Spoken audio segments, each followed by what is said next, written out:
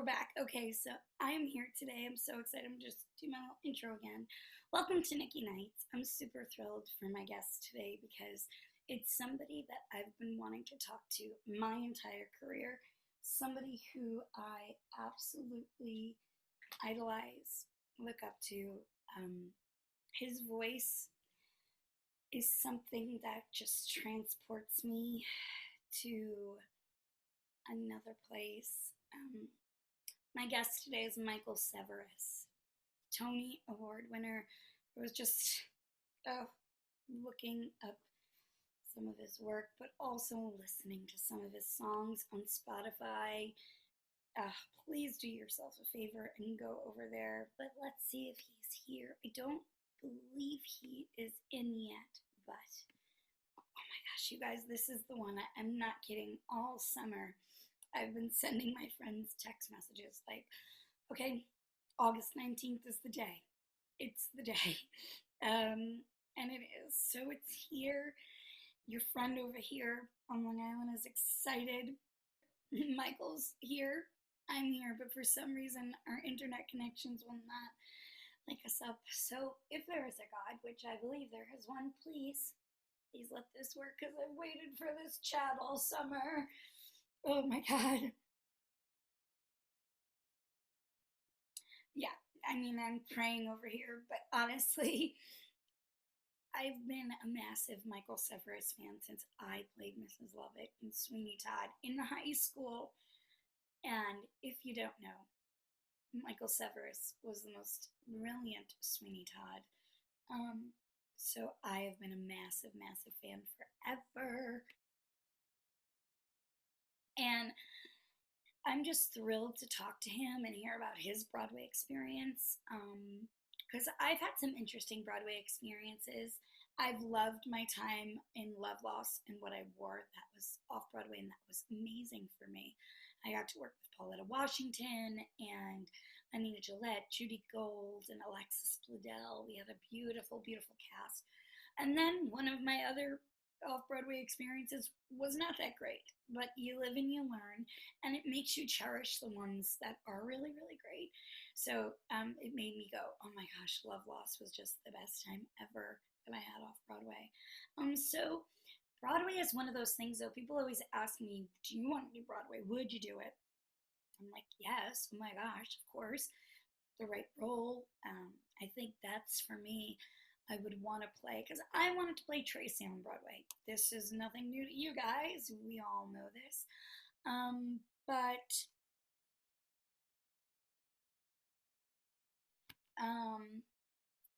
I think for me, it has to be the exact right Broadway show. But I'm interested. Now Michael's here, and I want to hear what he thinks about maybe what show I should do in the future. I'm curious. Hi. Hey there. How you doing, Nikki? I am well. How are you? Holding on, holding up.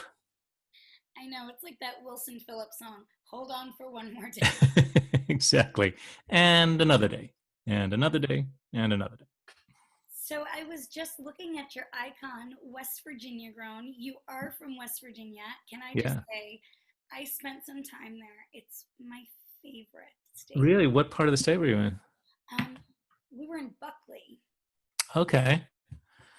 Oh, nice. I found the mountains so peaceful. Yeah. So incredibly peaceful and lovely. Yeah. I got to escape for a little bit in late March, early April, and it did me a world of good, I think, just to reset and be back in not the mountains where I grew up, but mountains like them, Yeah, and I mean, growing up in the mountains, what is that like? How did you come across theater there? Well, because my mom and dad were not from there, and they were both artists. They met at Juilliard. My dad was a classical pianist, and my mom was a modern dancer, studied with Martha Graham at Juilliard. So we were always exposed to the arts from a young age. And my dad would musical direct community theater musicals and summer stock in Eastern Kentucky and stuff. So the family would just kind of like load in the station wagon and go to Eastern Kentucky for the summer. And I would be the 12th jet from the left who doesn't really have a name except to identify what party sings and that kind of thing. So I was around it from a pretty early age. Do you remember what show maybe was the first one that stuck out for you That I was in or that I saw? that you saw? Um, well, I remember Godspell like, really got to me. We also had a great thing for a city as small as Huntington was. There was this martial artist series run by the university that brought touring companies and ballets and symphonies and national tours through. And I saw Victor Garber in the national tour of Godspell and just like couldn't get enough of it. And then I saw Jesus Christ Superstar, which I remember chiefly. I mean, I was into the music from that because I was a big Deep Purple fan. And the lead singer from Deep Purple, Ian Gillan, sang the role of Jesus in that original Brown Jesus Christ Superstar record. So I was already a fan of the show, and I remember seeing the national tour came through, and it was before there were wireless mics and handhelds or little radio mics. So Jesus had a mic when he had to be doing the whole number, carrying the cross around the stage, and he had his mic on a like cord around his neck, just like the whole huge mic just kind of hanging there, and the cable just like running for yards and yards and yards off stage, and somebody accidentally stepped on it while he was walking across stage carrying this massive cross and nearly like made him fall into the orchestra pit and the cross fall off his shoulder. And it was hilarious. And from that point on, I was sold. I mean, that's one of the most exciting things about live theater is you truly never know what's going to happen. Just how bad it can be. I mean, what's one of the wildest things that's happened to you on stage that was unexpected? Well, my introduction debut on the Broadway stage for my peers was the Gypsy run of Tommy, which as you know, is the run through that you do for the ensembles and casts of all the other Broadway shows who won't be able to see it probably, because you'll be playing while they are. So it used to be, I don't think it's done as much anymore, but it used to be a real tradition that the afternoon run through before the first preview that night was usually done for all of those ensemble people, or whole casts. So it was all of Broadway, to which I was just, a brand new arrival. And after, decades of clawing to get there. And so we started, and my first entrance, I think it was my first entrance, or maybe the second one, but both entrances I came in on wires, and I don't remember which of them it was, but one of them I jumped up in the air, and then the cables got caught on some lights. So I was stuck in midair, and they couldn't get me down, and they couldn't get me off, and I was just hanging there. And the orchestra like kept playing for a while, and eventually they just sort of stopped. And then the stage manager came on the God mic and said, ladies and gentlemen, we're going to have to pause the performance here. We're having technical difficulties. Like they needed to explain that. And I'm just hanging there. And those harnesses do not give you the most attractive silhouette when you're just hanging. And I thought it was as bad as it was going to get until in the trying to fix it and get me down, they just succeeded in turning me around. So now my butt is just like hanging for all to see. And eventually they finally brought the curtain in and brought a ladder up and unattached me and got me down. So that was my real Broadway debut. Oh my! Well, I mean, I've been in a few of those harnesses, and you're right. They do not give you the most attractive silhouette. I was filming a television show out in California for a kids network, and the cast and crew thought it would be very funny during my flying scene to play a prank on me. and call lunch. And I was like 200 feet in the air in one of those harnesses, just dangling there. And they're like, lunch. And Lunch. all walked out. And I'm like, no, no, no, no, You they're not. guys. And then they came back and they were like, they got you. And I'm like, yeah, wait till I get down there, though. Yeah, exactly. But I will it's, never trust you again. yes, exactly. I mean, I have to tell you, Michael, my mentor, Dr. Levy, and I had been talking all night last night about today because when I was in high school, I think it was my junior year, we did Sweeney Todd. Oh, And she was the one who introduced me to Mrs. Lovett and Stephen Sondheim. I mean, she opened up my world when she did that. And can we just talk about Sweeney Todd for a couple minutes? Because yeah, absolutely. it would make my entire life. I could die a happy woman. Well, take your time doing that, first of I'm all. gonna try. A happy old woman. Yes, please. Um, well, Sweeney Sondheim in general was such a part of my upbringing because my dad, coming from classical music but being interested in theater, Sondheim was just always the paramount of American theater, and still is.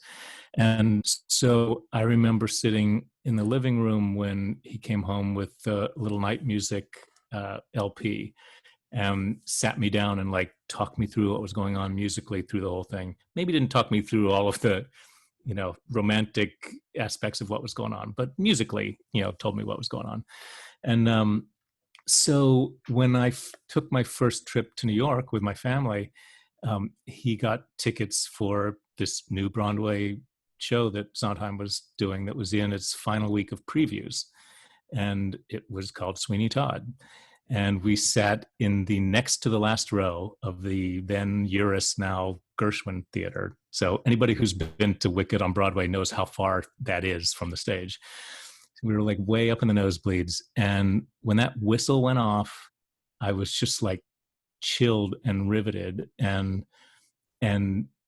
soaked up every bit of it and saw it over the next, because I was going to school then up in New Hampshire. My last 2 years of high school, I went away to Exeter in New Hampshire, and I would come down. Oh, wait, no, this must have been college. Must have been college. Or maybe it was the end of high school and beginning of college. Anyway, I went into town several times to see it. I saw it 7 times in the end. I saw George Hearn and Len Cariou do it. And my whole family, like that was in the cassette player in every family road trip that we would take, and the whole family knew every word of it. And it really was a lot of why I ever thought there was anything for me possibly in musical theater, because even though I'd done it as a kid, I didn't think of myself as a musical theater actor. I thought I was going to be a straight dramatic actor. I took singing lessons. I love singing in choirs and stuff, and I liked singing, but I didn't plan or see that was where my career would go. I loved seeing musicals, but I didn't really think I was made to be in them. Until I saw Len Cariou give this like Shakespearean performance and sing in this dark, twisted, hilarious, thrilling show. So it really is fundamental in everything that happened in my career, just like you. I can tell you that once I played Mrs. Lovett in high school, I told Dr. Levy, I said, now I feel that I can, attack any role. Yeah. Because, accomplishing the music or just getting through the music of story. Just learning the words. Yeah. I mean, I didn't even know that was possible. It blew me away. And so Dr. Levy and I were talking, and I just wanted to ask you, how did you, find your own Sweeney? You talked about seeing Len and George Hearn do it. How did you come, to your own Sweeney Todd? Well, that's a really interesting question, because growing up, I sort of always, and because of the age that I was when I saw it, I always related to Anthony and thought, oh, I want to be, again, it was Victor Garber also. So, he was pivotal in my musical theater upbringing. So that was, I thought Sweeney was amazing, but I thought Sweeney would be like, you do Sweeney and King Lear and then you retire, And so for this opportunity to come up, I felt, I immediately jumped at the opportunity to go meet John Doyle, which was, what my audition consisted of, going to have breakfast with John Doyle at his hotel, and just talk about theater and talk about Sweeney, but talk about theater in general and talk about all kinds of things. Because John he's absolutely one of my favorite directors. What's important to him is the people that he's going to go through this process with, and he's looking for people who, he's not trying to put people in boxes. He's trying to find fascinating people and then put them in these roles and see what happens once you all get in the room. So from the beginning, I didn't feel like I was being asked to or encouraged to recreate anything like what George and Len had done. When I read the script in the anticipation of going to this first meeting, I read through it, and I hadn't seen it or listened to it for a long, long time. But just reading the words with no accompaniment, no nothing, just reading the words and reading the lyrics, I heard every inflection of Len Cariou as I'm reading, and every inflection of Angela Lansbury. And so I was a little daunted about, what could I possibly have to offer this? That, I've seen the way it's supposed to be done. It's supposed to be done like Len Cariou, And so when John gave me the job, we started rehearsal. His approach to it was so different from how Prince's incredible production, and everybody on our show had seen or knew or seen the video, and everybody admired and revered that original production. And pretty much every production I had seen since, in New York and DC, like any place else, they always were kind of versions of that initial staging, because it was so memorable. And so I walked into rehearsal and none of that was there. There's no big barber chair. There's no big square thing that turns around. There's no thing where the bodies are going to go down. There's no orchestra. We're just going to be the orchestra. So that also meant that there was no conductor from the first day and no accompanist. So we just started from zero and put the whole thing together. And the result was that you couldn't possibly try to recreate something else. And you didn't have to try to put your stamp on it. It was just, you went back to what is the best way to approach anything, which is, what are the words? What is actually happening? Fundamentally, what do you need to do to tell this story? And a great example is when we started with Worst Pies in London, when we started staging that. And so, Patti LuPone, they have this, we're using the coffin as a kind of counter. And we have a rolling pin and some flour and some, cup and a saucer and stuff. And we start sort of working on these things. And John says, do we need to have the flour, really? And we thought about it and thought, well, no, actually, she's not actually baking right now. The song, nothing in the song says that she's baking necessarily. So what happens if we don't have the flour? Well, then we also don't need the rolling pin, really. And then it sounds like sacrilege. How can you do Worst Pies in London without having a rolling pin in your hand? But we realized bit by bit that we just assumed that she was making things because Angela Lansbury's tour de force version of it was that. But actually, she's talking about having these crappy pies. Nobody comes in for them, so she doesn't have to make them very often. And, mostly she's talking about how bad and stale and horrible they are. So in the end, she did the number with a little mug and, a and a plate, an empty plate. And that's all we needed to tell the story. And that's like in a microcosm, that's the way we approached every single decision in that production. And the result was a version that was entirely ours, that was entirely reverent and respectful of everything that had gone before, that wasn't trying to force an interpretation on anybody.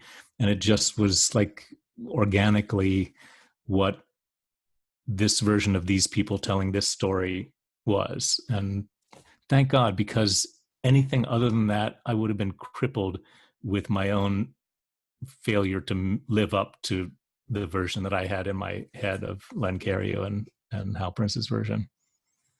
Well, I kind of can relate because I feel like when Hairspray was coming out, Yeah.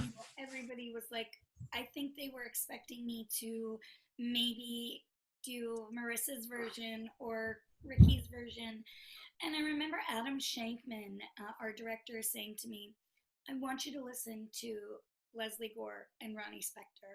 He's like, and that's the approach that we took for the Ohs and the Good Morning Baltimores. And, that's kind of the fundamentals that we went back to, Yeah. real music of the 60s and what was really going on. And so I think for me, it was important for me to take my own approach and find my own Tracy as well. But also, like you said, pay massive respect to these brilliant performers and casts that have come before us.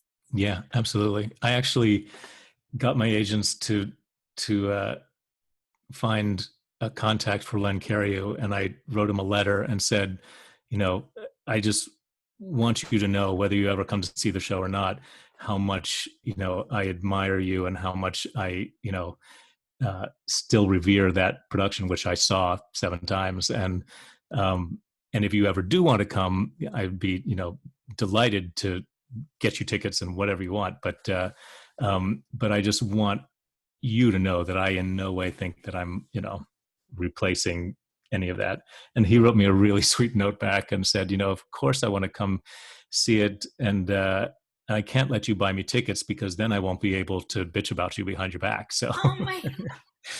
and he did come, and he took me out to drinks afterwards, and we talked, and he told me stories of when they first did it and stuff. And it was just like the little theater geek in me was just dying. That's amazing. And I Yeah. just looking up, you also performed at Stephen Sondheim's 80th birthday with Patti LuPone and George. Oh my Yeah. gosh. Yeah.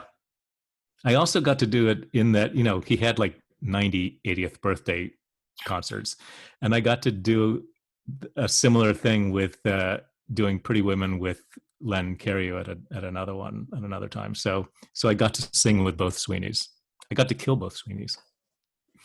And just to go off of that, you got to kill both Sweeney. Who do you think is most evil? Just Sweeney Todd talking. Is it Mrs. Lovett? Is it Sweeney? Or is it the judge? If you had to pick.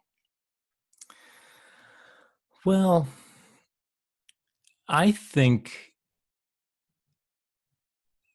the judge is certainly evil, and uh, premeditatedly evil. But Mrs. Lovett is nearly as premeditatedly evil as, I think hers is a little more improvisatory, evil. But I think both of them, obviously, I think my character is the least evil of the 3 of them. But I really think and I thought about this a lot of the time, if he could have come back and found his wife and Joanna alive, he would have just taken them and gone off to live in, Birmingham or Manchester or someplace, like he didn't come back for revenge. I don't think he came back just to try to find his life and then escape, I would think. it's really Mrs. Lovett who, you could argue does it out of love for him and wanting, figuring out a way to uh, to latch on to him and keep him there and keep him needing her, um, who does all this. But, she lies to him the moment he gets there, as soon as she realizes who he is, and, doesn't tell him about his wife, doesn't tell him anything that doesn't serve her purposes. And all of the bloodshed is really because of her. So, I think I think of the three, Sweeney's least, and it's kind of a toss up, and possibly Mrs. Lovett is the actual villain of the piece. I would have to agree with you because I feel, Yeah. Sweeney's actions, they can be justified. The judge really put him through it, but I mean, it's so brilliant, the entire story. And I was just also looking up assassins. Wow. I Speaking of killers. Speaking of killers, John Wilkes Booth. What was it like to play him? Well, that was fascinating, and I've thought about it a lot recently. Anytime you think about the state of the country, you can think about that musical, and when we did it, it was leading into an election year. There was there's some conspiracy theories think that the reason why it didn't extend longer than it did was because the Republican convention was coming to New York, and there were people that just didn't think that it should be on while the convention was in town, a musical about celebrated assassins. So, I can see that point of view. But what I think is so brilliant and important about that musical is that Steve and John Weidman wrote a piece that is not about glorifying assassination or murder. It's really about asking the audience to look at these people and ask and hold up a mirror to the audience and say, what is it about our country and our society that leads to our being the country that has killed more of its own leaders than by assassination than anybody else, and have done it in a relatively short period of time? And is it just that they're wacko monsters, or does it come from some flaw in the American character? And I think if you care to pay attention to it, what it says is the flaw in the idea that everybody has the right to be happy. Everybody's personal happiness is primary, and the good of the country and the good of other people is secondary. If you feel put upon, if you feel maligned, then you're entitled to go out and get your share. And the logical conclusion of that, if you don't put any limits on it, is if you decide that the president is the person who's in your way and is the problem, then you just go kill them. And so it's really asking an audience to really think about the country and the state of affairs in the current moment whenever you're seeing it. And with John Wilkes Booth especially, it's especially interesting because unlike some of the others, he thought he was going to be celebrated as a hero. He thought he was doing something that the majority of people wanted. And I learned by doing all the research that I love to do when I'm playing a historical character, he had reasons to believe that, because Lincoln at that time was a really divisive figure, and at least half of the country thought that he was as evil and tyrannical as people think certain leaders are today. Sure. And thought that, and the original plan was to kidnap him, wasn't to kill him. And it's complicated how that ended up happening, but he really thought he was going to open up the papers and see that he was being celebrated as as saving the country from tyranny, and it was devastating to him that that's not what happened. And when you read his letters and when you read his manifesto and stuff, it's there's some deplorable, lots of deplorable things in it, but there's a logic to it, and there's um, and so they write this beautiful song for him in the Ballad of Booth that you can kind of sing if you don't think about the fact that this is being sung by John Wilkes Booth, who's about to kill Abraham Lincoln, or who just tried to kill Abraham Lincoln. But the whole thing about the country is not what it was, and these, it's suffering under the yoke of this tyrannical ruler. Like, it's not hard to sing that and mean it until you get to the thing after, where you go, oh yeah, but you're not going to kill anybody for it. So it makes, they make these interesting, compelling arguments for each of the assassins, and then they make it hard for the audience to just go, oh, they're just monsters, so I don't have to think about it because they're just like wackos.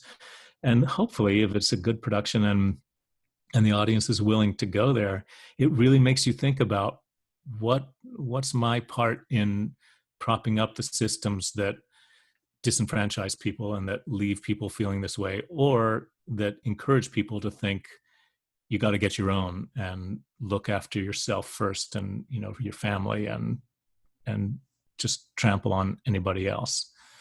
I think it's one of the great American musicals, really. I agree. It's a musical. It's a musical that does make you think, and you leave the theater, and there were so many questions, and I always feel that when you leave a theater and you have questions and things are percolating, and you're wondering all these things, that's for me Yeah. like one of the best shows. I mean, and I was just looking. I mean, you got a Tony Award, and Diddy gave it to you. I was laughing so hard when you made that comment about how it was amazing for both of you guys. And it's true. He should be very honored. Well, it was really funny because as we were walking off, like the second we got in the wings, these two massive bodyguard guys came along that were just like his, security detail. And I suddenly thought, oh no, because when he was doing Raising the Sun, he wanted everybody to call him Sean Combs, Right. like his official Broadway name. And I realized I'd just called him, Puff Daddy. And so as soon as these guys come over, I said, "Hey, I'm so sorry. I didn't know what to call you. I just like instinctively just called you because P Diddy, because that's how I know you." And he said, "It's all right." Of course. I mean, you gave yourself all the nicknames: Puff, Puffy, Sean. Like, we've been trying to keep up through like the 90s and 2000s. It's forever changing, but I adore him for it. And that whole, and the category though, Dennis O'Hare, and wow, Yeah. it It really could have been any of us. And the thing I was most concerned about was because my friend Michael McElroy was also in that category. And so I just kept telling myself, don't start standing if they say Michael. Wait until they've said the second name, because that would be really embarrassing. It was like, and the award goes to Michael McElroy. Yeah.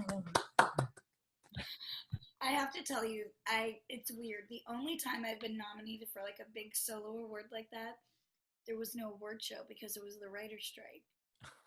So I was like, oh, I can't even lose. And, in like, great, I was like, come on. But Did you like wear a nice dress and hang out around the house? no, this is exactly what I did. I'll tell you. I called up my favorite Chinese place. I ordered shrimp chow fun. I put on my pajamas. I had my hair up in a wet bun. I turned on, I think it was Access Hollywood, was doing, Nancy O'Dell, I think, was doing the reading of the names and of the awards. And I sat there, and they said that it was Marion Cotillard for La Vie en Rose, and rightfully so, she was brilliant. And I was like, okay, great. I picked up, and I went to the kitchen, ate my shrimp chow, called it a night. You're a woman after my own heart. My tradition every Tony's was always, and every Tony's that I like actually attended, um, afterwards was to take the limo to the drive-through of McDonald's, like win or lose. I knew I was going to get that award at least. Yes. Well, I tell my friends, I'm like, guys, look, because after every big like premiere, everything, my friends will say, "Are you going to the like after party?" I don't go for a little bit, but this is how my big after party is. I go back to the hotel, get comfy, order a turkey club, and put on the Food Network, and that's how I party. There's honestly nothing better than that. I'm just saying. Yeah. Well, I can honestly tell you that I've looked up to you forever, and if I am a little taller. That's true. well, I tell you that everybody's taller. So basically you're saying you look up to a lot of people. I look up to everybody in the physical sense, but not in the career sense. I mean, I find your journey incredibly inspiring, and you went to Yale. Wow. Yeah, and still ended up an actor though. So, I guess it didn't take. Well, you learned something, and we learned that you are one of the greatest actors of this generation, in Thanks. my opinion. So I Thank just you so thank you much. so much for your stories, because seriously, this has made my entire year. Oh, thanks, Nikki. It has.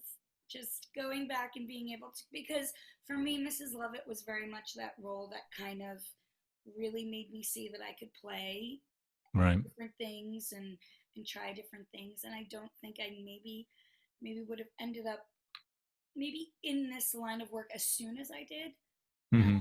because I think that undertaking, like we spoke about, of Sondheim's music, kind of said, okay, maybe I can do this. So Yeah. I just want to thank you for your performance and for opening my eyes so many years ago. Oh, well, thank you. I really appreciate that. And the beautiful thing is, I know for certain that you are that like key in unlocking for some other kid that may never know or hear from, but I'm sure that you have already been that person for somebody else too. And that's the greatest privilege and treat that any of us who get to do this get. But you've really been that thing for more than a few people, I'm sure. Well, thank you. You're going to make me tear up. Thank you. That means a lot. And, if we can just leave a mark and show kids that anything is possible, and if you follow your dreams, you never know what's going to happen. You could end up Exactly. doing your own podcast and talking to somebody you idolize. It can happen. So thank you for your time, and I hope to run into you in New York one of these days when things are, up and running again. I'm looking forward to that, like more than I can tell you. Same here. You're welcome. Thank Take you. care. Bye. Be well. Bye, you too. Oh my gosh, you guys. My heart is so incredibly full. Seriously, this has been one of the best days I've had in forever. Hearing those stories about people that I idolize, but hearing them from Michael himself, somebody that I look up to so much for his work, but also for the kind, gentle person he is. You can see just what a beautiful soul he is. So, Michael, thank you so much for your time. I cannot believe, you guys, that I just sat down with Michael Cerveris and we talked about things that Dr. Levy and I talked about like 15, 16 years ago in a high school classroom. Um, and the fact that here we are, um, and getting to talk about them with the real Sweeney Todd. And this has just been a beautifully enlightening day. And I thank you, Michael, for your time. And I'm probably going to go sing and dance now and listen to a little Worst Buys in London. I'm not going to lie. Till tomorrow. Bye.